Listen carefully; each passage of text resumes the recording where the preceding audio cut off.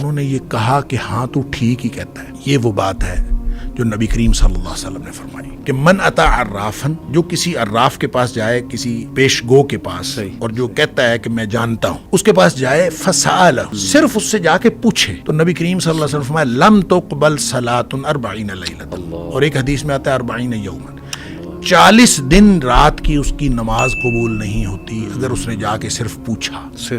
کیوں؟ یہ ڈومین انسان کی نہیں ہے. آپ ایک اس ڈومین کے اندر انٹر ہونے کی کوشش کر رہے ہیں جو اللہ کی ڈومین ہے. آپ کو کیا مسئلہ ہے؟ آپ اپنی ڈومین میں رہیں. آپ نے فسألہ، آپ نے جا کے پوچھا، تو اس کا مطلب آپ نے اس کے اوپر یقین کیا نا. صحیح.